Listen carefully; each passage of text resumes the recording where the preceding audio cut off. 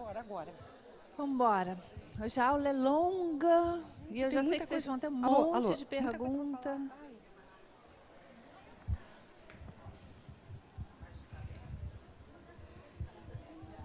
Boa tarde, pessoal. Desculpa o atraso, me atrasei no curso lá em cima. Capítulo 18, muitos chamados, poucos os escolhidos. Larga é a porta da perdição, porque são numerosas as paixões mais, e porque o maior número envereda pelo caminho do mal. É estreita da salvação, porque a grandes esforços sobre si mesmo é obrigado o homem que a queira transpor, para vencer suas más tendências, coisa a que poucos se resignam. É o complemento da máxima, muitos são os chamados e poucos os escolhidos.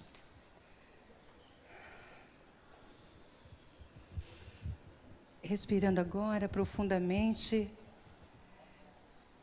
e trazendo para nosso ambiente as nossas melhores vibrações, unindo os nossos pensamentos num só, em agradecimento a Deus e a Jesus e a Joana e a toda a espiritualidade amiga que nos acompanha, nos ampara e nos traz aqui todas as quintas. Iniciamos nesse momento o nosso encontro da tarde de hoje. Graças a Deus. Boa tarde. Bom, hoje a gente vai continuar com a aula de pensamento, a cura pelo pensamento, ainda no bloco 3. E hoje a gente vai falar sobre mudar o pensamento. Já vou avisar que talvez a gente não chegue até o final da aula. Para variar, esse tema pensamento está trazendo, assim, uns conteúdos bons que estão fazendo com que a gente não conclua em algum momento. Vamos lá. Bibliografia de hoje, pessoal. Divaldo Franco, Ilumina-te, Vida, Desafios e Soluções e Medicina da Alma, do Joseph Gleber. Ok? Vão copiar? Vão fotografar? Posso ir em frente? Falem comigo. Pode?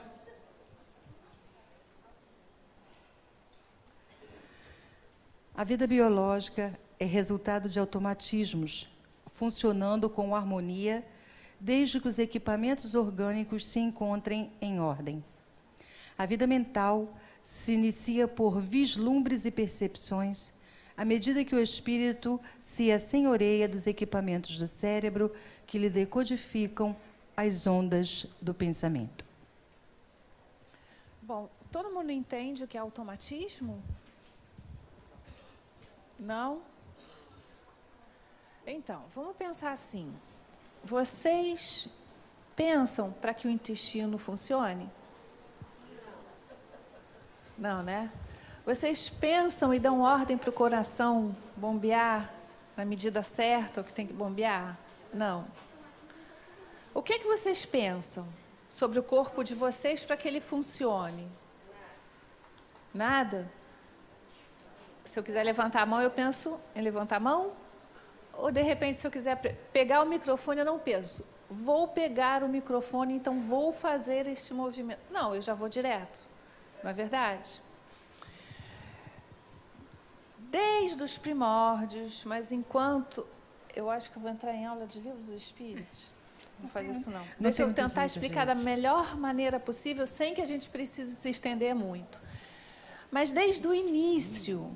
né? Enquanto a gente ainda não era humano, né? Quando a gente ainda estava permeando pelo reino mineral, depois o vegetal, depois o animal, pouco a pouco, cada função, cada aprendizado, a gente ia aprendendo e depois não precisava mais pensar sobre. É como dirigir. Você, no início, você diz assim, eu nunca vou conseguir fazer tudo isso. Como é que eu vou olhar para o retrovisor, olhar para o outro espelho, passar a marcha, apertar a embreagem, não pode apertar? Como é que eu vou fazer tudo isso? Porque no início você faz o quê? Você pensa para fazer, não é verdade?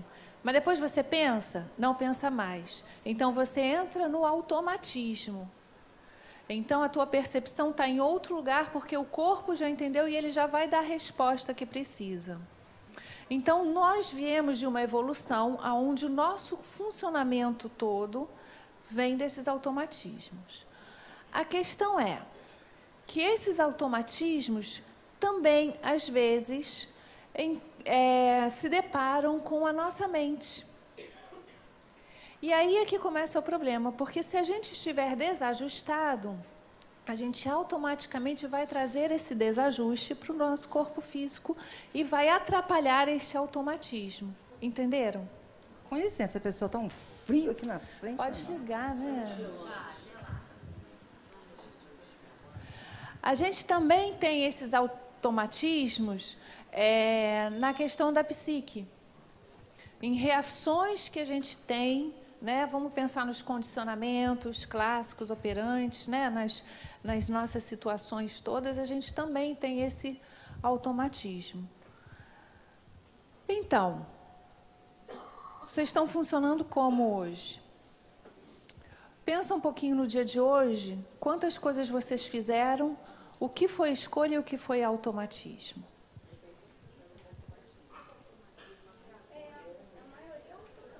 Maioria é automatismo? Não?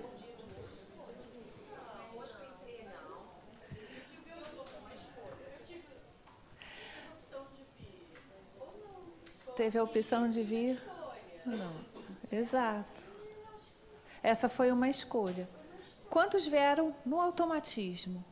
Está na hora, estou saindo, não vou nem pensar se vou ou se não vou. Se a gente pode fazer escolhas para algumas coisas, a gente pode fazer escolha por muito mais coisa do que a gente pode imaginar.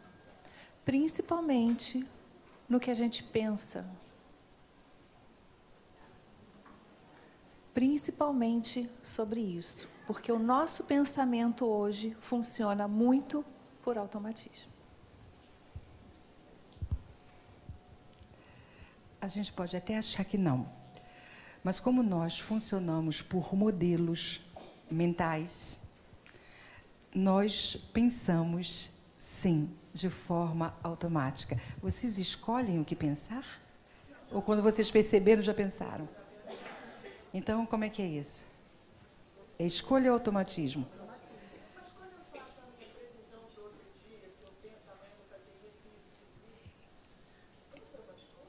Essa foi uma escolha. Olha só, deixa eu falar. Meu pai.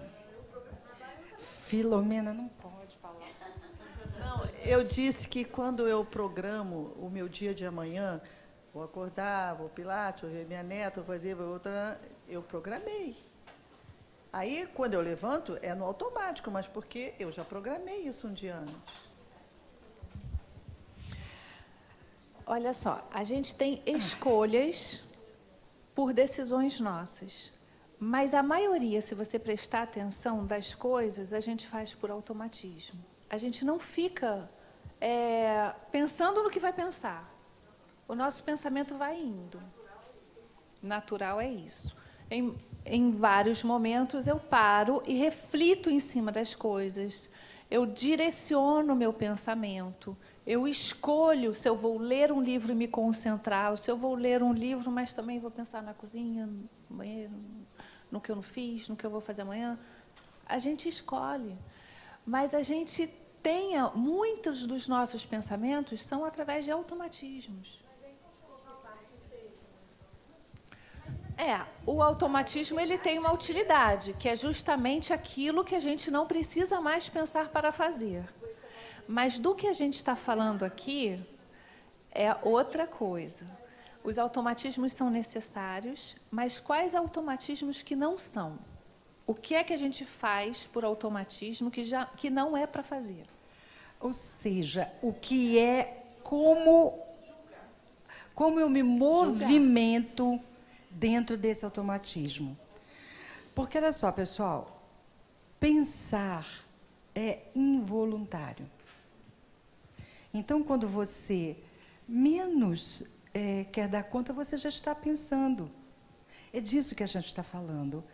De um automatismo que nós fomos construindo ao longo do tempo, que nos faz pensar de uma mesma maneira em relação a determinada coisa, por exemplo.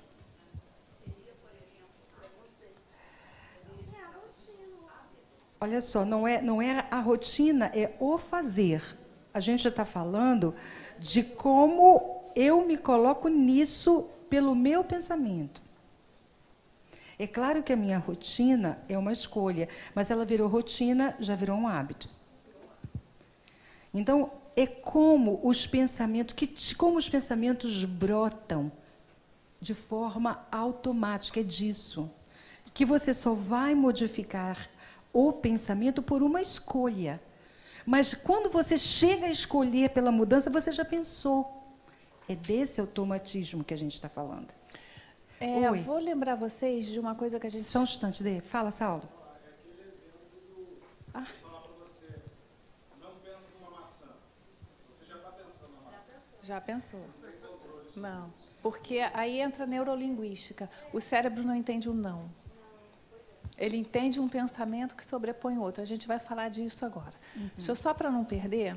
Isso. Quando a gente fala, por exemplo, de condicionamento, tá? Vamos entender um pouquinho o condicionamento. Pavlov. Isso. Ele fez algumas experiências e uma das experiências era para provar o condicionamento, né? Então ele botava o quê? Com os ratinhos. Isso. Aí botava o ratinho, uma comidinha, não, um sininho e uma comidinha, né? Então, ele não sabia que se tocar o sininho podia comer. Mas, pouco a pouco, foi aprendendo que tocando o sininho ganhava comidinha, tocando o sininho ganhava comidinha. E aquele barulhinho do sininho foi entrando na mente do ratinho, né? Depois de um tempo, ao se retirar a comidinha, se ele escutasse o sininho, ele começava a salivar. Por quê? Porque a mente do ratinho já estava no condicionamento. E não interessava quantas vezes você trocasse aquele sininho, porque ele ia salivar. Sininho, comida. Sininho, comida. Sininho, comida. A gente faz isso com as crianças. E a gente faz isso com a gente. Então, muitas das nossas ações são frutos de condicionamentos. E a gente não percebe. E aí é nisso que mora o perigo, porque a gente não para pensar. Já está no automático. Não, o inconsciente não é considerado como um automatismo. O inconsciente é grande demais e extenso demais para ele ser só um automatismo. Mas muitos automatismos vêm do inconsciente. Tá? Gente, é o primeiro slide, socorro. No pensamento estão as ordens do que se deve realizar. O ser humano, ao atingir o momento da razão, traz íncitos nos refolhos das fixações da aprendizagem intelectual, os hábitos mentais. São eles que passam a dirigir a sua conduta, porque toda programação existencial começa no pensamento. A gente não estava falando do hábito? O hábito mental. É só a gente passar um trabalho de casa. Sábado, domingo, sexta, sábado, domingo não, final de semana longo, Páscoa, não vai dar certo. A partir de segunda-feira, começa a perceber no que é que você pensa. Como é que você se movimenta? E como você tem, ou a gente tem, não é só você, todo mundo tem, pensamentos recorrentes que vêm desse hábito mental. Prestar atenção no que pensa. E a gente vai ver, é porque é tão automático que a gente não dá conta. E a gente vai ver que nós temos pensamentos recorrentes. Se eles forem bons, bem, se não... Vamos em frente? Vamos em frente. Quem sabe a gente consegue fazer a aula toda? Vai mais, né? Em decorrência das vivências anteriores, ficaram mais profundamente marcados os pensamentos de dor, de angústia, de pessimismo, em razão da sua força desequilibradora. Mantém as tendências para o masoquismo, cultivando, sem dar-se conta, os hábitos mentais geradores de conflitos e padecimentos.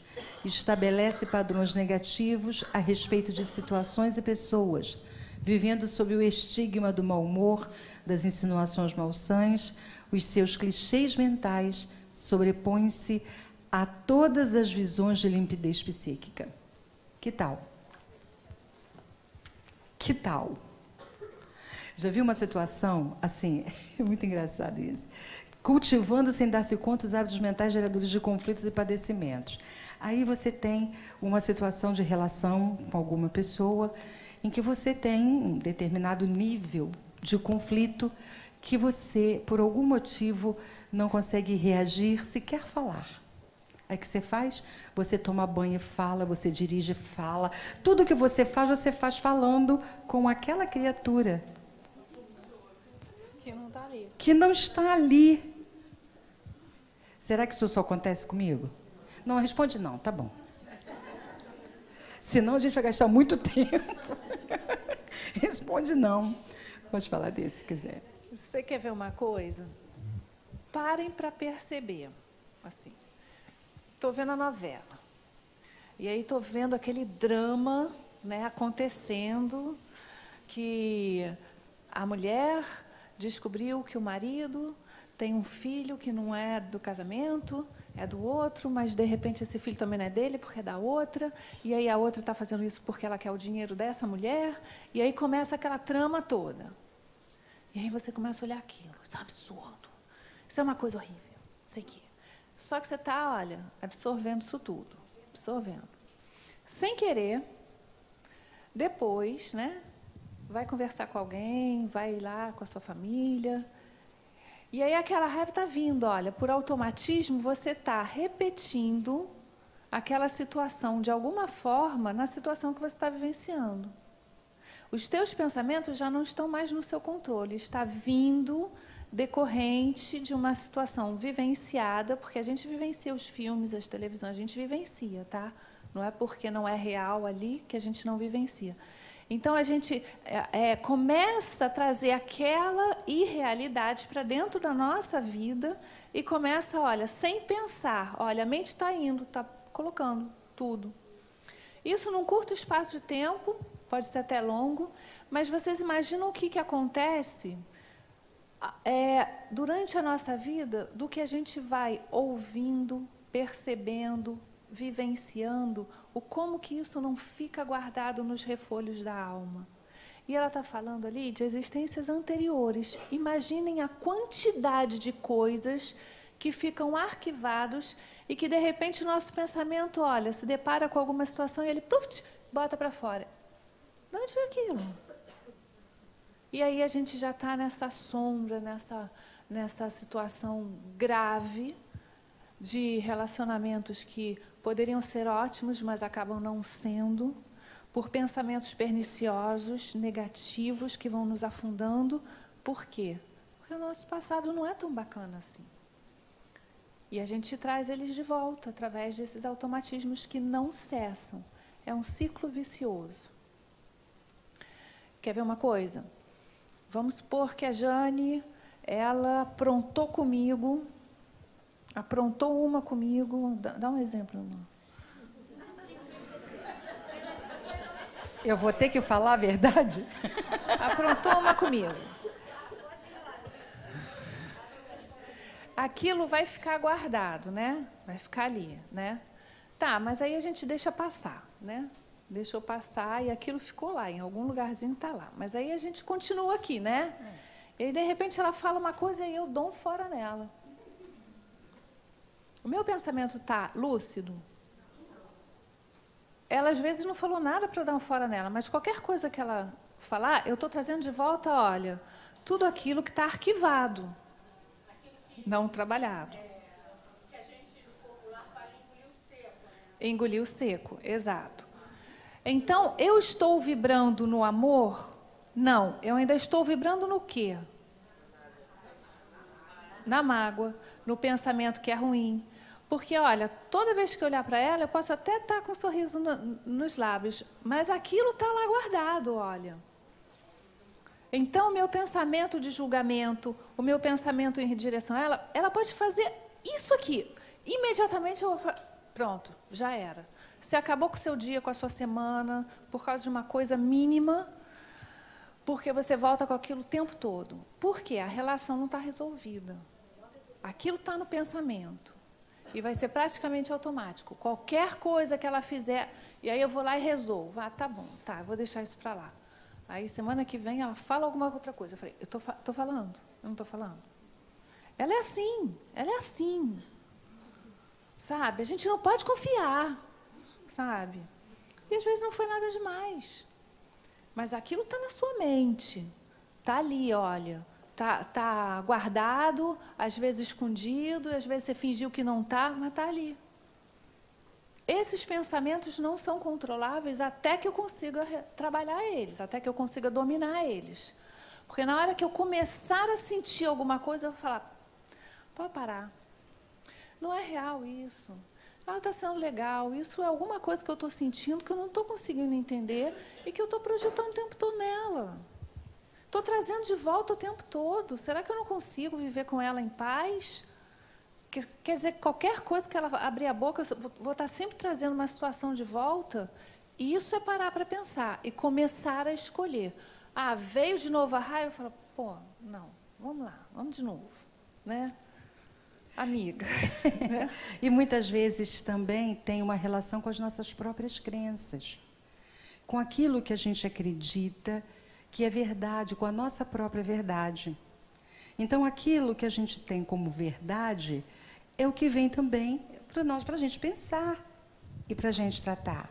Então, como a gente é um produto, fora aquilo que a gente tem dentro de nós somos impactados pela família, pela sociedade, pela cultura, a gente aprende a pensar de acordo com aquilo que também foi o quê? Apresentado para nós como verdade. É necessariamente verdade? Mas a gente não se movimenta assim? Não é verdade? Pense nas relações familiares, primo, tio, avó. Pensa, vai longe, aí passa para o trabalho. Olha como a gente tem isso o tempo todo nas relações. Isso faz parte das máscaras também? Elas estão presentes porque no momento em que o conflito está, a gente coloca uma máscara para fingir que ele não está. Né? Só para lembrar que a pergunta dela foi ligada às nossas máscaras, tá? Só para ficar para todo mundo. Então, a gente utiliza as máscaras para estar ali numa convivência, mas o que está acontecendo dentro é bem mais forte, profundo, e a maioria das vezes, não deixa transparecer. Só se a gente for aquela do pavio curto, né? São os conflitos que a gente não resolveu, que a gente não está trabalhando, que a gente não está percebendo. Mas a culpa é dela? Não. É problema meu. Eu tenho que resolver isso. Eu tenho que resolver essa questão aonde ela parou. Se foi em algum momento em que eu desenvolvi um ciúme, uma inveja, se foi em algum momento que eu me senti ofendido ou inferior. É olhar de cara para isso e pensar o que está por trás disso, que está toda hora retornando no meu pensamento e eu estou permitindo.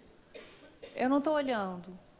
Então, essas reações são automáticas, mas a gente não precisa escolher que elas sejam dessa forma. A gente pode escolher, a gente pode escolher não deixar que elas sejam tão automáticas assim. Veio, para aí, vamos lá, vamos pensar, vamos trabalhar e vamos fazer nossas escolhas. Eu escolho fazer de forma diferente. O amor. Né? Eu estou dizendo que eu escolho, não, estou dizendo que vocês escolhem, porque eu não escolho sempre, não, tá? Às vezes o trabalho é duro. Meditação ajuda muito, por quê? Porque você começa a adquirir o hábito de controlar a sua mente e não deixar que a sua mente esteja desgovernada. Porque a nossa mente é desgovernada, vai para onde quer. Né? Tanto que quando a gente faz meditação, não fica invadindo um monte de pensamento? Né? A gente reconhece e deixa passar, mas o exercício é que o momento não vai mais chegar pensamento, porque você já está no controle da sua mente. Então, a meditação serve para isso, para a gente aprender a controlar. A nossa mente é como uma comadre fofoqueira. Pode prestar atenção. Lá, uma senhora lá.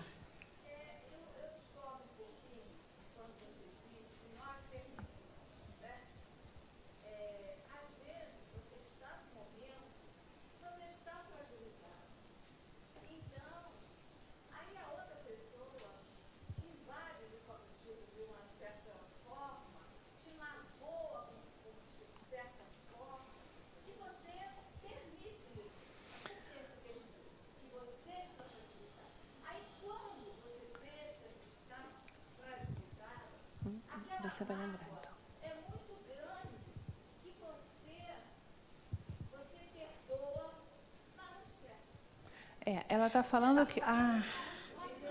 deixa eu só traduzir, senão eu esqueço o que você falou. Ela falou que ela não concorda muito, porque em alguns momentos você está muito fragilizado. Então, a pessoa te magoa, te fere, alguma coisa assim, né? E naquele momento você acaba ficando mal. É mais ou menos isso, né?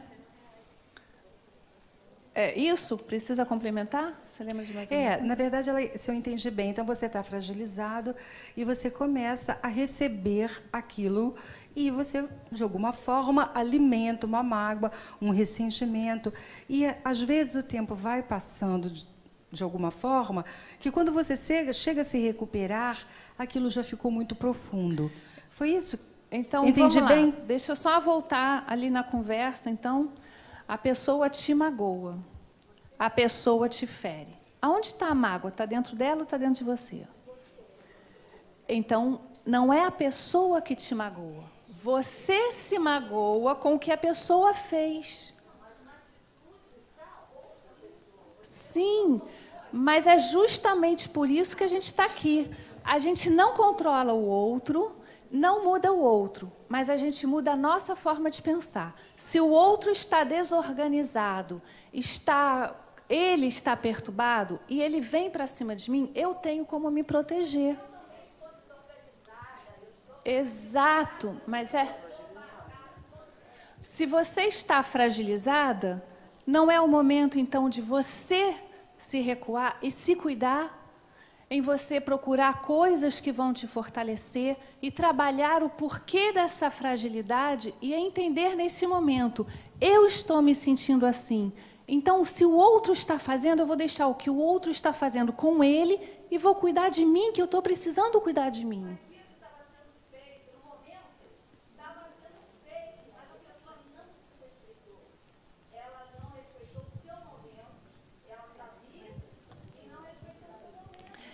Mas olha só, então vamos Alô, voltar pessoal, aqui, juntos aqui. É porque o conceito do que a gente está falando, aprender o conceito. O nome do curso é autocura. Você tem a sua cura. Você não tem a cura do outro. A gente, em nenhum momento nessa vida, vai conseguir impedir que o outro tenha atitudes negativas.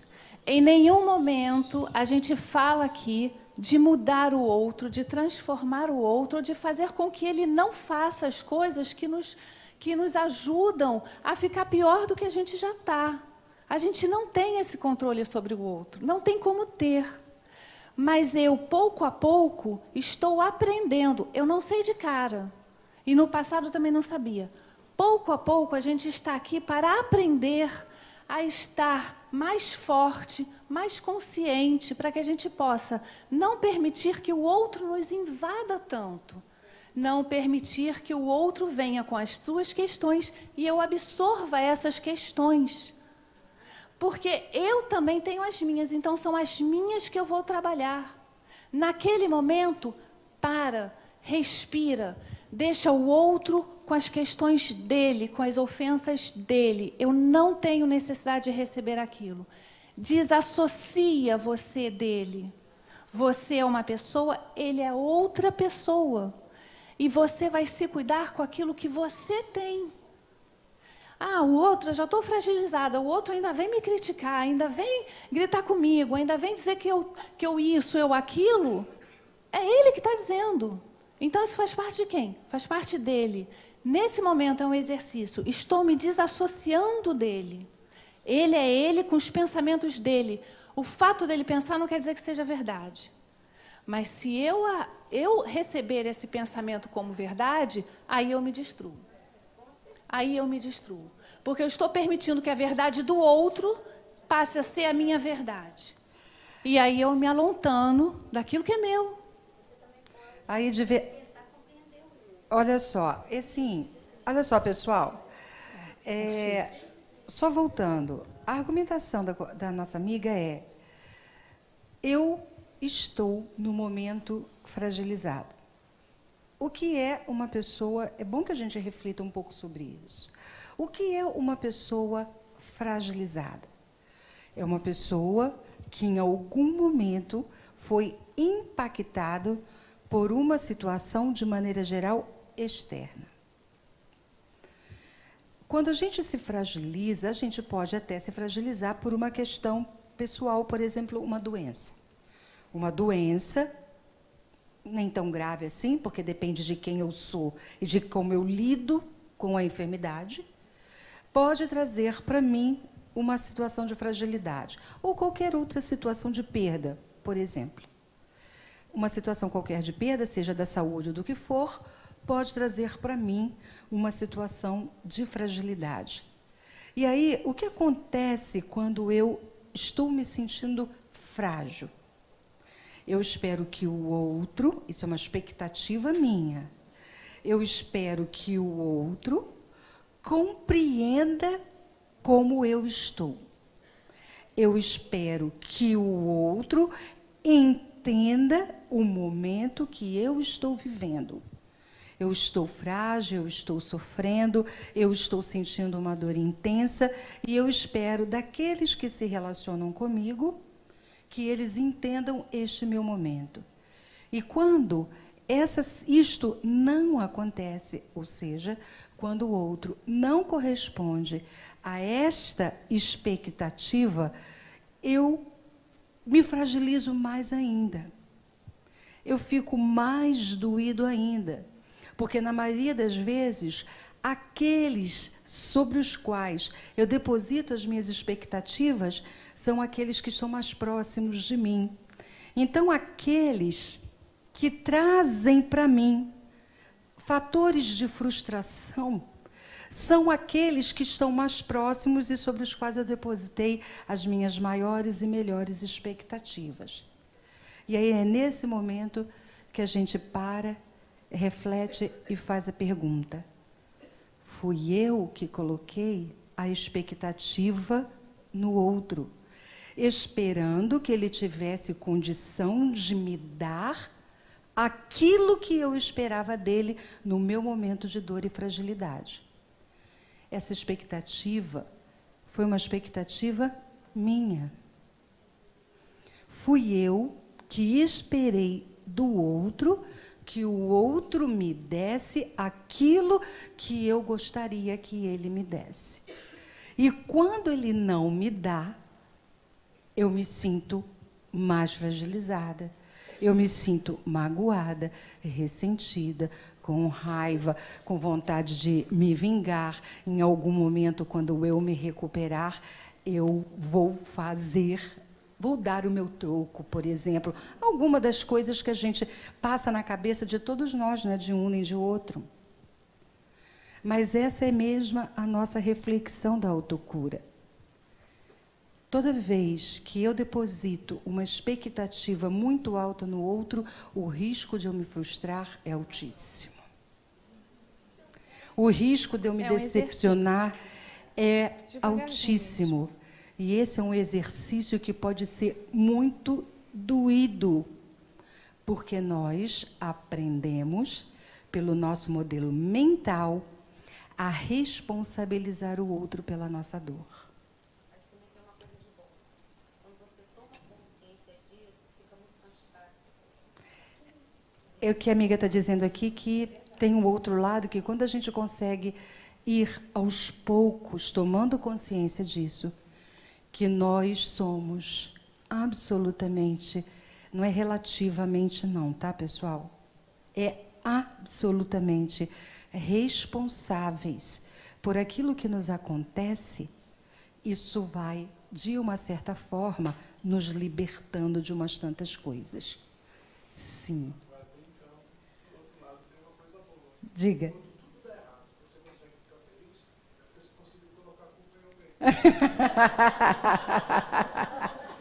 Repetindo aqui, ele disse, mas tem uma coisa que a gente pode falar também. Quando tudo dá errado e você consegue ficar feliz, pode ter certeza, você botou a culpa em alguém. Olha, gente, isso não é para fazer num passe de mágica, não. Sim, mas não é mesmo. Isso é um exercício. Isso é uma mudança de pensamento que vai nos auxiliar a ter o nosso caminho, a nossa força, e não estar atrelado ao que o outro faz. Então, assim, é exercício diário. Eu estou falando para vocês, mas eu não consigo sempre. Mas já consigo com muito mais frequência do que eu conseguia antes, porque está aqui, ó, martelando, e estou olhando. E aí você já para, você fala, vamos parar, vamos pensar, vamos desassociar, né? Mas tem momentos, sim, que eu estou fragilizada, que eu preciso de carinho. Mas eu vou buscar no outro? Não, eu tenho isso em mim. Eu tenho isso em mim. Eu não preciso, como a Jane falou, gerar expectativa sobre o outro. Eu posso me curar, eu posso me entender. E aí o que vier do outro, é do outro.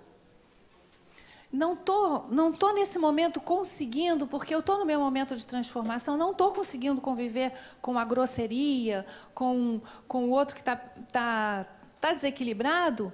Se afasta. Vai cuidar de você, não é o momento. É o que a gente fala de relacionamentos tóxicos. Às vezes a outra pessoa está vindo com tanta força que você não está em condições de receber aquilo. Se afasta, vai cuidar de você e deixa o outro com as coisas dele. Cada um tem sua limitação, né? O outro é limitado também. Exato, exato. E olha só, ela falou da meditação. Nesses momentos, vamos imaginar uma situação assim. A gente está dentro de casa e o pau está quebrando dentro de casa. Todo mundo brigando e brigando com você. E você, naquele momento, não está com estrutura para estar enfrentando tudo isso, né? Mas está quebrando. Fecha os teus olhos e entra em oração. Se separa. Se separa do que está acontecendo. Deixa o conflito entrar lá, ficar lá, e você entra numa outra harmonia. A tua mente é capaz disso. A gente é que não consegue. Porque quando o pau está quebrando, a gente está querendo também ir lá, falar, botar a nossa opinião, dizer que isso é injustiça com a gente, e isso, e aquilo. E a gente está o quê? Olha, interagindo com a confusão. A gente está onde? Confuso. No meio da confusão, querendo ficar confuso.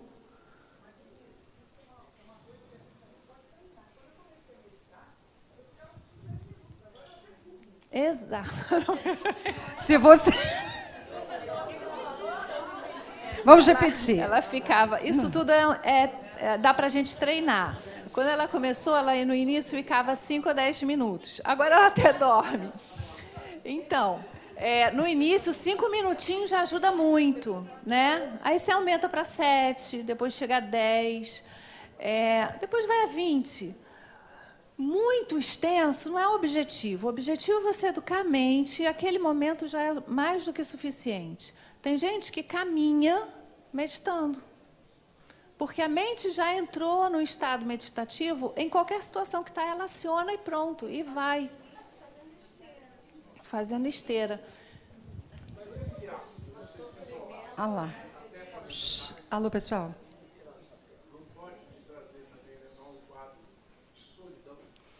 Não. Ele falou assim, esse ato de se isolar para meditar não pode trazer as consequências de uma solidão e todas as consequências que a solidão traz? Foi isso, né? Não é o dia todo, é o seu tempo, o seu momento, é você com você. A gente não se dá esse momento. A gente está sempre, olha, na roda ali, né? É o mundo e a gente interagindo com o mundo. Mas se a gente não parar para a gente ter o nosso momento, o nosso autoconhecimento, nos conectar à nossa fonte geradora, esse momento é extremamente importante e não é se isolar, é se respeitar. Esse é o meu momento. Neste momento, eu preciso que não me invadam.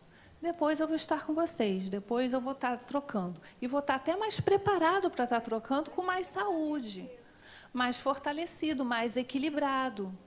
Agora, se eu não vou para a minha fonte geradora, não busco o meu equilíbrio, não busco o meu momento para me individuar, para me conhecer, como é que eu posso estar auxiliando alguém? Como é que eu posso estar equilibrado para estar auxiliando alguém? Eu estou no meio do desequilíbrio.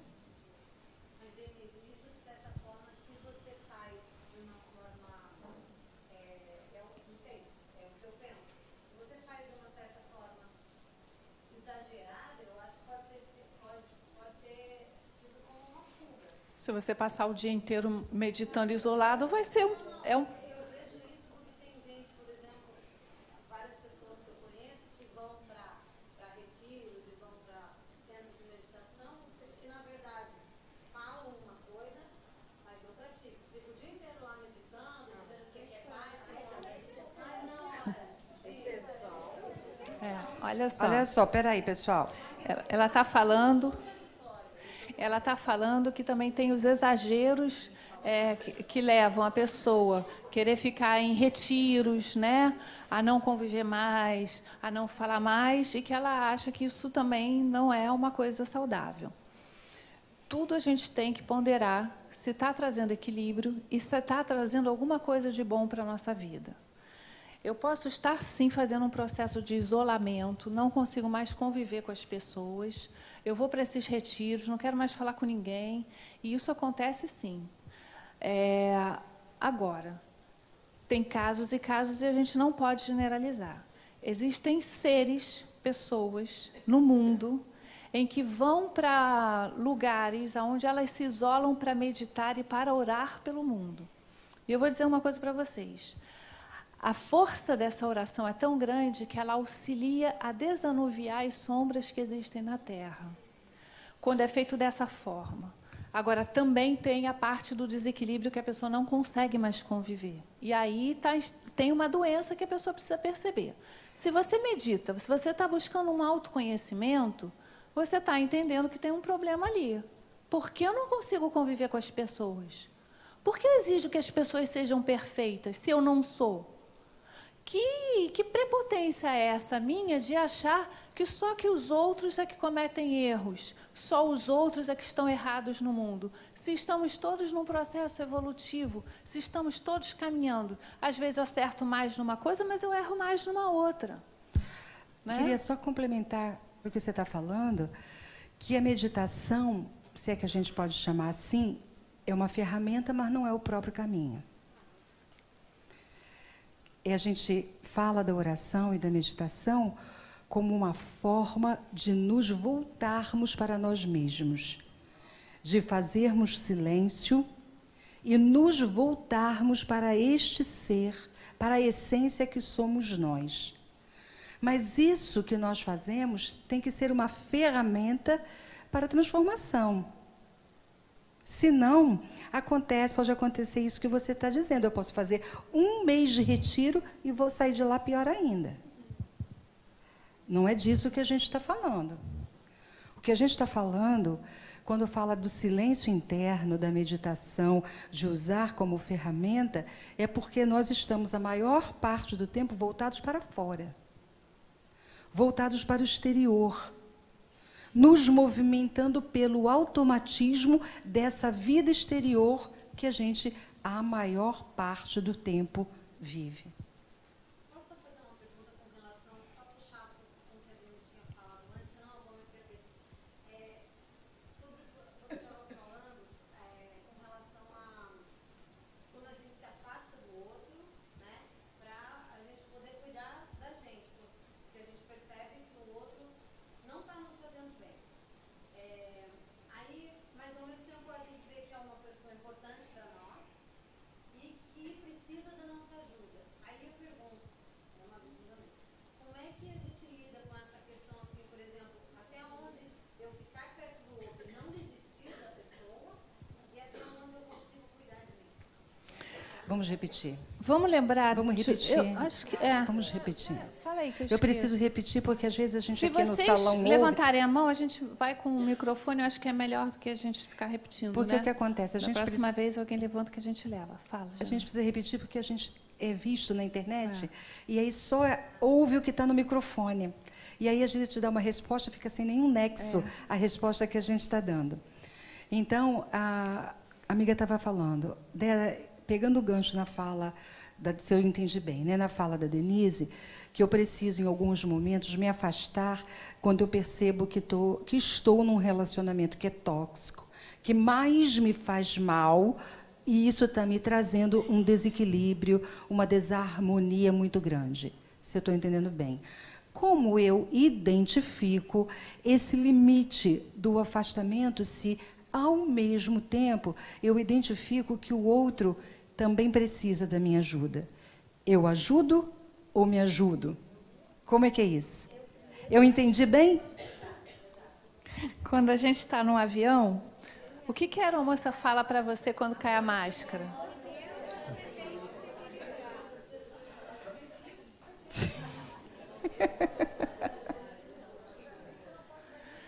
Olha só, a gente acha que a gente pode carregar todas as dores do mundo nas nossas costas, mas cada um recebeu a sua cruz. A sua cruz. Não é para a gente carregar do outro. Se você está se propondo, e se você está aqui, é claro que sim, a buscar uma melhoria de vida, uma melhora de você, uma evolução, um crescimento, e o outro não quer, o outro vai ter um caminho mais árduo. Mas você não precisa fazer esse caminho árduo junto. Você pode estar junto, mas fazer o seu caminho ser independente. Porque senão Jesus não estava com a gente. Ele não estava junto, ele se deixava perturbar porque todo mundo era aquele conflito ambulante?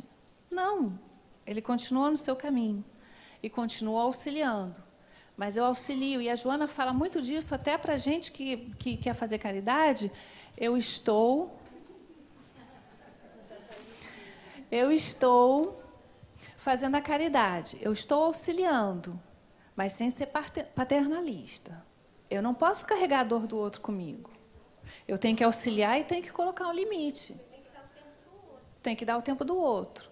Porque senão você não aguenta. Você não está aqui para carregar todas as dores do mundo. Você está auxiliando na medida do que você pode. E você tem que se conhecer para saber os seus limites. Olha, até aqui eu consigo, não estou mais conseguindo daqui. Preciso rever, preciso me reorientar para saber como agir. Pronto. Então, a gente precisa... Você sabe uma coisa que eu lembrei agora? É muito interessante que acontece no atendimento fraterno. A gente vai para o atendimento fraterno, a gente atende uma quantidade de pessoas enorme. E a gente está ali, está naquela conversa toda, às vezes a gente fala, não se lembra nem do que falou. E a pessoa sai, e aí depois ela te encontra e fala assim, aquele problema melhorou, isso e aquilo. Às vezes eu não sei nem quem é a pessoa. A partir do momento que eu saio, na hora que eu faço a oração, que eu encerro o trabalho, que eu saio, eu deixo ali tudo que não é meu, eu não levo para casa comigo. E isso quem me ensinou foi a Iraci, porque no início eu ia e a minha cabeça ficava assim. Ela falou, não, você está fazendo errado, é para fazer assim. Aí me ensinou as técnicas e tal. Não sei. Aí o que aconteceu? É como se você tivesse uma amnésia. Você não carrega mesmo aquilo que você não precisa. Você auxilia naquele momento porque precisa, que é auxílio. E aí, ali você deixa. Você não precisa carregar tudo com você. Pronto, fiz tudo que podia naquele momento que eu estava me propondo auxiliar. E dali para diante, a não ser que eu tenha alguma questão de tenho que ver se eu consigo ajudar através disso, através daquilo, só para não perder a situação ali que você se propôs, mas eu não levo comigo, senão você não aguenta. Agora, você imagina isso diante das nossas relações. Quantas coisas a gente carrega que é do outro? Às vezes a gente está com a cabeça cheia, porque o filho está com tal problema, o marido está com problema de não sei do que, e não consegue resolver, e fica chateado, e fica perturbado, e porque a empregada também está com problema na casa dela. Gente, vai lá, auxilia, mas o caminho é próprio de cada um. Não carreguem para vocês as dores tão fortes assim, porque a gente não aguenta. Aí dá dor na lombar, dá dor nos ombros, dá dor no joelho, porque eu não aguento carregar o peso do outro. Carregar o mundo nas costas dá todos esses problemas. Entenda os seus limites, entenda até onde você pode ir. Porque carregar o outro é tirar a força que o outro tem de carregar a cruz dele. É o aprendizado dele e você está tirando a chance disso. Então, pessoal, fatores de frustrações, conflitos da libido, medo e melancolias, convívio familiar, dificuldades de autorrealização, inveja pelo triunfo de terceiros. Frustrações, dependências emocionais, tabus, amuletos, soluções mágicas. Insistir e perseverar, abrindo novo espaço no campo mental viciado, plantando as sementes novas do otimismo e da esperança. Então, indo em frente mais rapidamente, a gente já sabe que todos vivemos, sem exceção, temos todos fatores de frustração. Todos, de alguma forma, temos dependências emocionais, dos mais variados tipos. E a gente está aqui justamente para lidar com isso. Porque nós somos assim. Nós temos isso na nossa vida. E precisamos, de alguma forma, ver de que maneira ou qual maneira para nós sairmos destas dependências emocionais. A frustração, ela é boa num certo nível para a vida da gente. Por isso que, às vezes, quando a gente educa as crianças, a gente não deve dizer sim para tudo. O não faz com que a criança conviva com a frustração.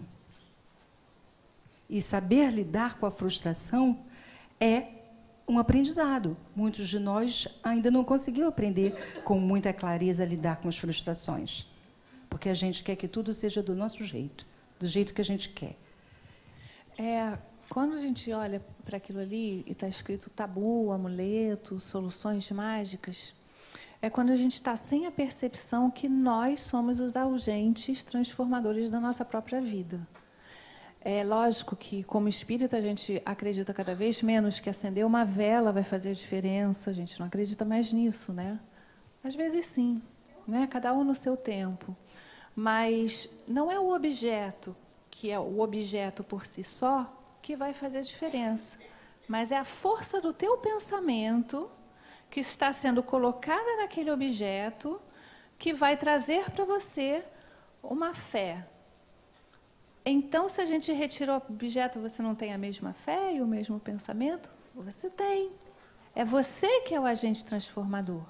Se você ainda precisa de algum link, alguma imagem, algum amuleto, tudo bem, tudo ao seu tempo. Mas lembre-se de que é você o agente transformador, é o seu pensamento que vai modificar. E a gente não precisa de nada disso, e nem pessoas, e nem situações, para que a gente possa realmente fazer a transformação. A gente não precisa ficar com medo disso, né? Um exemplo disso, por exemplo, uma pessoa vai sair à noite para ver se faz um primeiro encontro lá, né, com o namorado. Não, mas antes eu vou dar uma passada na cartomante, eu quero ver, de repente ela me dá uma dica, né? Aí vai, a cartomante fala. Aí ela sai no primeiro encontro. Aí teve alguma coisa que não deu certo. Não, eu preciso voltar nela porque ela precisa me dizer. É ela que precisa te dizer? Ou você que pode analisar, e você que pode lidar, e você que pode aprender a se relacionar, a conquistar? É você. Então, por que a gente transfere para o outro a responsabilidade da nossa vida? Isso acontece aqui também, tá, gente? Chega no atendimento fraterno e quer que a gente diga o futuro. E aí a gente diz, me diz o seu passado que eu te digo como é que vai ser o seu futuro. Não, a gente não diz isso. Olha só eu sei, lembrar. Você vai pular direto para lá. Vamos para lá direto. Mas mesmo assim, gente, é só para a gente entender que a gente não precisa realmente. Buscar um auxílio é uma coisa. Agora, ficar dependente de alguma questão é a gente esquecer que a gente tem as potências e a gente tem o poder de fazer qualquer coisa sobre a nossa vida. Porque é a nossa vida. E ninguém vai saber melhor do que você mesmo. Vamos pular para o filme da água direto? Olha só, tem ainda uns 30 slides que a gente vai pular direto para a meditação e para as perguntas. Tá bom? Porque se você... Não vai dar. Peraí. Vamos parar nesse, precisamos parar nesse. Eu vou avançar 5 minutos da aula, não tem problema não. Vamos parar nesse, acho que a gente tem que falar. A gente fala disso para eles trazerem semana que vem. Exatamente. E depois vai para a meditação e para as perguntas. Combinado. Pode falar. Pessoal, nós vamos fazer uma experiência. Vocês vão pegar 3 potinhos de arroz. A experiência vai durar uma semana. 15 dias, acho que às vezes a gente precisa de 15 dias, né? Para fazer a experiência. Em cada copo, vocês vão colocar arroz, a mesma quantidade. Qual é a experiência? E vão colocar esse copo em ambientes distintos. Por exemplo, um fica no quarto, um fica na sala e outro fica na cozinha. Está claro até aqui? O que vocês vão fazer? Vocês vão eleger um copo para falar, dirigir pensamentos de amor, de fraternidade, de carinho, de alegria, de aconchego.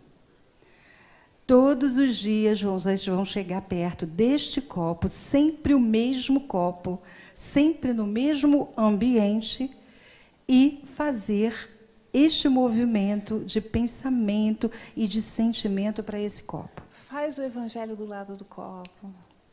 Tudo que for, Tudo que bom, for bom, construtivo, para este mesmo copo todos os dias. Calma. O segundo copo, você vai fazer exatamente o contrário. Você vai xingar. Aproveita para fazer catarse. Sabe aquele negócio, você xinga, briga. Não destrói o copo, não. É só pensamento e sentimento. Você vai falar tudo o contrário. liga um heavy metal do lado. Bota um heavy metal daquele bem agitado, já no copo que você vai desejar coisas boas, músicas suaves. Ok, pessoal? E aí você vai para este copo, no outro ambiente, desejar tudo aquilo que você gostaria de desejar de mal. Não vou dizer nem para alguém, só vai pensar nisso. O terceiro copo, num outro ambiente, você não vai dar a menor pelota para ele. Vai ignorar. Vai ignorar, faz de conta que ele não está ali. Desprezo legal. Combinado? Olha só, não falei. Não precisa ser copo cheio, né? Você vai fazer o seguinte, você vai botar... Não enche até a boca, não. E se Não puder precisa. pote, que depois você possa fechar, se você quiser trazer aqui também, pode trazer, né? Mas aí é bom botar uma tampa. É melhor tampar. Tampa. Ou aqueles potes, né? Um pote que Então, você possa tampar mesmo. Bota 2/3, né, de arroz. Pela E metade, depois pode ser. coloca água até a água passar um pouquinho do arroz só, tá? Olha só, de novo. Eu falei para vocês o seguinte, copo de arroz, não é isso? Então, qual é o complemento da informação? O copo não precisa estar cheio, porque nós vamos colocar um pouquinho de água acima do nível do arroz. Então, se a gente colocar arroz até a metade do copo, a gente vai colocar um pouquinho a mais de água ali naquele nível. Está claro o que a gente vai fazer? Dúvidas? Deixa aberto.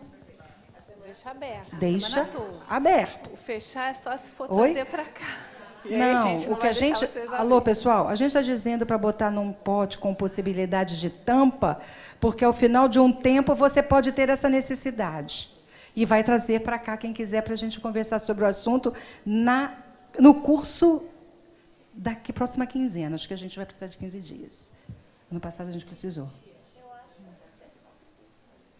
Pode ser daqui a 15 dias só. Acho tá? melhor daqui a 15 dias. A gente precisou de 15 ano passado.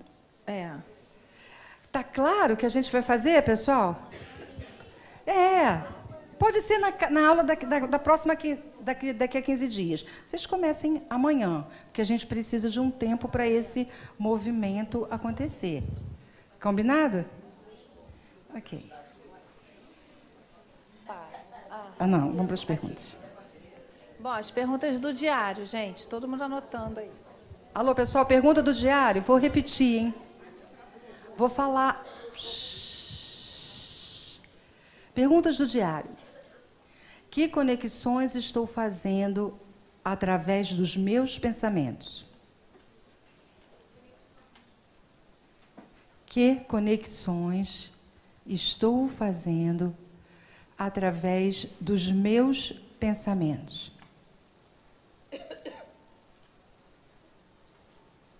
Segunda pergunta.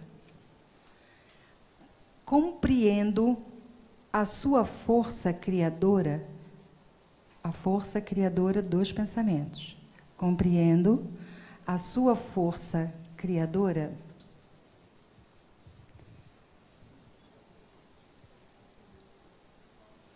O que meus pensamentos têm me proporcionado? O que meus pensamentos têm me proporcionado?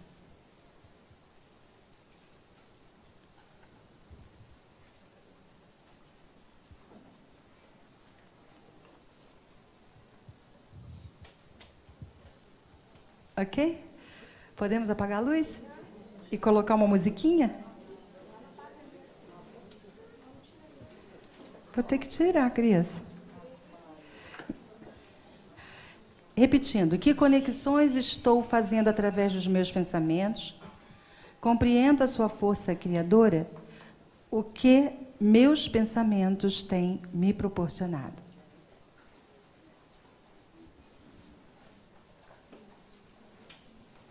Foi, Cris? Vamos lá. Jana, bota uma musiquinha para nós. Obrigada.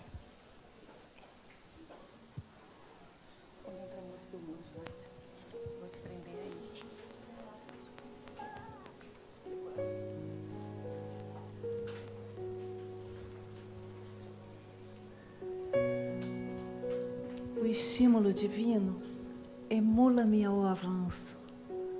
As leis de incessantes mudanças funcionam em toda parte, ensinando-me renovação e progresso.